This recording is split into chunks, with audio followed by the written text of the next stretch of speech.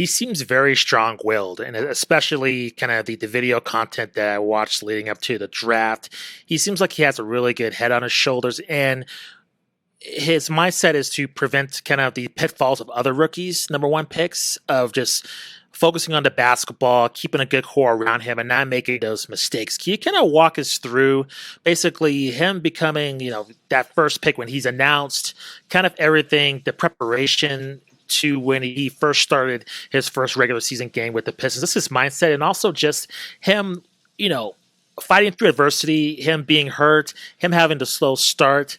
It seems like with other rookies that might be an issue towards a longer term of their careers, but with Cade Cunningham, I think when it's all said and done, I think it's going to be kind of a blip on the radar.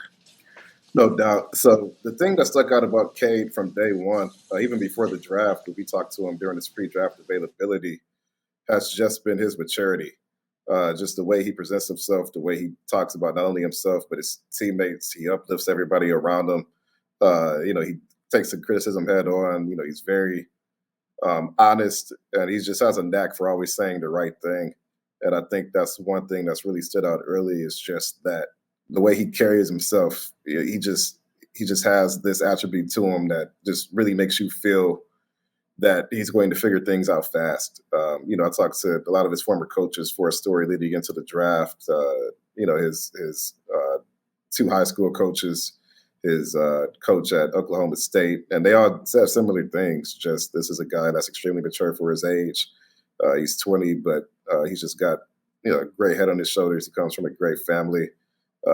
His dad played football.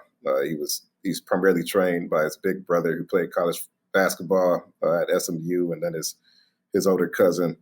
And he's just extremely focused. And I think you look at him coming into this season, some things have translated pretty well, but like our rookies, it's a filling out process, figuring out what you can do and what you can't do. He's had some scoring outbursts. He's had some nights where shots just didn't fall. He's had some games when he just dictated the flow perfectly. He's had some games he's had some critical late turnovers.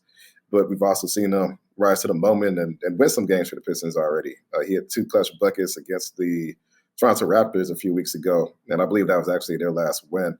And he's beating Scotty Barnes. He's been a pretty good defender early on off the dribble. OG Anunoby, and there really isn't anything Cade can't do. And I think that was the word of him coming into the draft as well. It's just he's a 6'6" guy who can just do everything. Shoot it, pass it, rebounder. He had 2 blocks last night. One of those blocks was a chase down block. He's had clutch offensive plays. He's had clutch defensive plays. So I think that's why the Pistons felt so good about him. It wasn't like last year where you get the number 1 pick and it's like, there's like, 6, 7 guys who, are all pretty much on the same tier. And I don't know if any of these guys are going to be, multi-time All-Stars. No, Cade Cunningham, I think you feel pretty good that this guy is going to live up to that number 1 pick just because he does just about everything well. It's just his floor is so high, but he's still young, so his ceiling is still high as well. It just allows him to impact the game in a lot of different ways. You're not hoping he figures out the defensive end. You're not hoping he, learns how to make those second and third reads. He's already doing those things. So, despite the shooting numbers, which have been pretty flat early, all those things have come through, and you couple that with the maturity and just the way he presents himself to the media. And, I think the Pistons feel pretty good. Yeah, it's funny. Some of the, I don't know, I guess buzz or criticism or just jokes, whatever you want to say online, is kind of making fun of Cade's maturity as a rookie. And I look at that and I think, man, I love that. I would love that on my team. So I don't understand that at all. I'm curious, obviously we're a quarter of the way into the season roughly, and Cade did miss some time with that injury. Is there someone that you've seen on the team, fairly young Pistons team, someone who's taken on the mentorship role to him as a rookie, or someone he's kind of gravitated towards on the team? I think a few people have stepped into that role. One guy, and he also did this last year with Killian Hayes, is Corey Joseph. Of course, a journeyman point guard, but, a guy who's been around the block. He's seen it. He knows how to play the game. He's extremely personable. You talk to him, and he's, one of those guys where, I don't know if fans know a lot about how he carries himself and who he is, but he's actually pretty funny. You see, Corey and Cade's ear during practices, and they're, having shooting battles and whatnot. And there's like that competition aspect there. But Corey is almost kind of like that, like I'm, the older vet, I know how to push your buttons and get you to kind of get to like that next step. And that's something that, I think that's a role that Corey likes. And, of course, we have a guy like Cade who, I think is just very naturally kind of wants to be that type of alpha guy. It's a good dynamic there.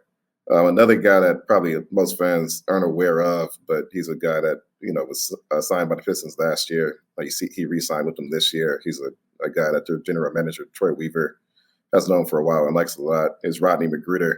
And he's just like your quintessential just locker room veteran, right? He's a guy that is not going to play every single night or even most nights, but behind the scenes, he's in guys' ears.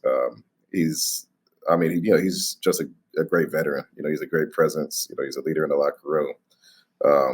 I would say Rodney and Corey for sure. I think both of those guys being guards as well. Positionally, there's a lot of overlap with what they're doing and what Cade needs to do. And that kind of positions them better to be in Cade's ear. So absolutely, I think those guys have been two key vets for the Pistons this season. Right on. I think one of the more common criticisms that we heard of the Pistons franchise in general last season, BC before Cade, was what is the direction of this franchise? Where are they going? What are the plans? Again, it's early with Cade, but do you hear talk of like what the long-term plan is to make sure, that, just realistically, he's happy in 2 to 3 years, things are clicking. Obviously, a lot of that is his own personal development on the court. But what are the things you're hearing that the franchise is doing to start building around him, or what plans they may have at the deadline, those types of things? What are you hearing? Sure. So when Troy Weaver took over summer 2020, I believe it was June 2020, he took over a team that did not really have a lot of assets, but you did have cap space. And, he flipped that cap space and he made a variety of moves to, you get Sadiq Bey and you get Isaiah Stewart, and those guys were first and second, our rookie last season. And then you have the 7th overall pick, which was the Pistons' own pick that they used on Killian Hayes, who was hurt last season. But I think especially now, you're really starting to see some of the things he showed in Europe that kind of makes him a really great long-term prospect just from the defense and the passing and the way he sees the floor. Still work in progress in some ways, but, I think Killian is a guy where look at him year 3 or year 4, he just really begins to make a leap forward, maybe kind of like a Lonzo Ball type. And they bought out Blake Griffin last year. They bought some other guys. So you've got $40 million in dead money on the books right now, which, you look at the Pistons and, they're 4-17 right now, but $40 million in dead money. I mean, you can split that, 2 ways, and that's 2 really good role players, right? So the roster is just kind of at a deficit right now, which I think the front office, obviously you want to compete. You don't want to get blown out every night, but you're just looking at this as this is a full rebuild. The roster has been completely turned over since Troy Weaver took over in basically a year and a half. And you started from your only asset really was that cap space that you immediately flipped into additional draft picks. Like you compare this to like the Grizzlies, it seemed like they rebuilt really fast after moving on from kind of like that core 4 grit and grind era. But they got a lot in return for Marc Gasol and Mike Conley, so that kind of gives you a head start, right? And you couple that with getting lucky with Ja, and I think they just had a more straightforward path just because they were able to get some of the assets for their 2 vets, and the Pistons didn't have that. You got a couple second-round picks basically for Derrick Rose, and then you got nothing for Blake Griffin. You just bought him out, and you're just waiting for that dead money to come off the books in 2022. So I think Cade especially gives you a very clear direction. The Pistons just needed some lottery luck, which they really haven't had. They haven't won the playoff game since 2008. And, they had never had a pick higher than, I think, 7 that entire time. So to get Cade, who was the near consistent's best prospect in a really good draft. I mean, Evan Mobley and Jalen Green would have went number 1 easily in 2020, and maybe Jalen Suggs too. And, Cade, most evaluators agreed, was a better prospect than those guys. I mean, when you're a franchise like the Pistons who are about to, be on year 13 or 14 and find a playoff win, like that's just what you need. You just need a little bit of luck, and that is a big piece of the pie right there. I mean, if you end up, and Josh Giddey's been good, Franz Wagner's been good. I'm not, dissing these guys, but if you end up with Killian and one of those guys in back-to-back drafts, you're still looking for that guy where you feel like, okay, this is like the best or second best guy on the championship team. And you know that you're not going to sign that type of guy in free agency when you're Detroit, so you got to draft him or you got to trade for him. So you have Cade and you have Sadiq and Isaiah Stewart and Killian. So you kind of got this young core going. You have Jeremy Grant, who stumped a little bit this year, but he was in the most improved race last year. And his contract's still really good. So whether you keep him and try to re-sign him or flip that down the road, either way, I think you're in a good spot. Now you have all this cap space coming up, over the next 2 seasons. And I think you could kind of see, okay, next year, Cade's in year 2, Killian, Sadiq, Isaiah, and all these guys are in year 3. Maybe you have Jeremy, maybe not. I don't get the sense that they're itching to trade Jeremy just because he wanted to be here, took a risk, and, proved that he could be a better player. But long story short, you have these core guys, and now you have some money to spend. And, you don't become a contender overnight after one summer. But you look at Cleveland this year, right? You got Evan Mobley. You already had, some guys you've been adding to this core for the last several seasons with Isaac Okoro and, and Darius and Colin Sexton and all those guys. And then now you're in the playoff hunt. I think that's what the Pistons are looking at, right? Just making small, steady steps to becoming the team you need to be to eventually contend. And even though it looks bad now, and I know fans are frustrated after a decade plus of losing, but, I think this is probably the first time in a while we can look at this roster and say, I see that this core can do something relatively soon if they continue to develop the way you want them to. And that, I think, positions them better than they have been positioned in a while. You mentioned the fan base. Are they expressing, from what you've talking to them, are they patient with this? Or even though they do see the light at the end of the tunnel, like a lot of great potential, I mean, it's hard. Times are tough, and everybody likes to win, even though there's kind of like the grand game plan 2 to 3 years down the line. So what's kind of the vibe of kind of the fans? And also it's kind of an unusual situation in terms of, fans being actually get to see their teams in person. That's kind of another element in terms of kind of, having more of a sense of optimism, I would think. So kind of what's the vibe of the fans? Are you seeing a little bit more patience than usual, or are you seeing a lot of less kind of angry kind of messages if the Pistons, have a loss? Like what's kind of the vibe like? I think there's more anger this season than last season. I think generally fans do get it. I mean, I think Twitter is just a poor tool to kind of parse through how people feel. Totally people who Agreed. are, because the people who are satisfied aren't saying anything. The people who are angry are saying everything. Exactly.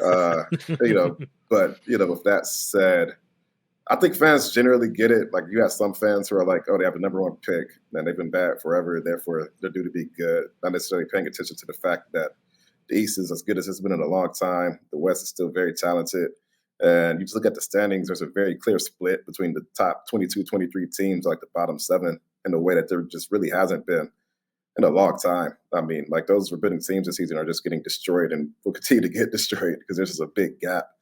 And that's one thing I've been trying to kind of convey is like, this Pistons team, you have 6, 7 guys who are 22 or younger. And, historically young teams lose games. Like that's just how it goes. Even number 1 picks. I mean, I think Kevin Durant won like 45 games his first 2 seasons, and he's Kevin Durant. Like that's just kind of how it goes. And on some level, if they're this bad this time next season, then yeah, maybe something is clearly going wrong, and it's time to reevaluate. But at this point, that's just how it is. And I think fans, for the most part, get that. You have some fans who maybe thought they wanted a full rebuild just because it made sense on paper. And then you watch it, and it's like, oh, this team just lost to the Blazers by, 18 or 19 points. They didn't have Damian Lillard. Like, this sucks. I'm going to bed. There's times to feel that way, too. I mean, because, if you don't want us to do some basketball, then, yeah, by all means, don't do it. But just from an expectation standpoint, it's like last year, it's like, okay, this is year 1. We expect to be bad. Year 2, you want a slightly greater return. And I think they were probably more competitive last season than they have been this season, which I think is a point of frustration for some fans, which is fair. But I think you just look at it from the big picture and you say, I mean, the East is good. I mean, like legit, probably only 2 teams that are truly bad in the East right now. Agreed. And historically, the East has been bad. So you just look at it like the Pistons. There was a tweet yesterday that ranked every team's strength of schedule so far and remaining. And the Pistons had like the 9th hardest schedule so far and the 7th hardest remaining. So it was like, so just top 10 hardest all the way through. Like, yeah, you're going to lose a lot of games, right? Like, you're not, like, most of the bad teams are in the East, and you're only playing Houston twice. You're only playing OKC twice. You're only playing Sacramento twice. And you look at their record against those teams, and their 4 wins this season have been against Houston, Toronto, Indiana, and one other team I'm not thinking of. But all teams kind of in that same tier. So it's just, so it's just that's just how the league is set up right now. You're going to play good teams every single night. The East is brutal, and you're at the bottom, you're at the basement, and they're going to dump on you every single night. And that's just how the league is set up right now. So fans, you don't want to watch losing, and I've never blamed anybody for that, but realistically, that's just how it is right now. And realistically, if you're the Pistons, you probably need to get another top pick next season to really get this team where it needs to be anyway. So it's just, if you're a fan, it's just patience, right? Just waiting for them to get the pieces they need, get the cap space they need, and then ideally this time next year, you're hoping that this team can make some meaningful strides forward. And I think right now that's just kind of where it's at.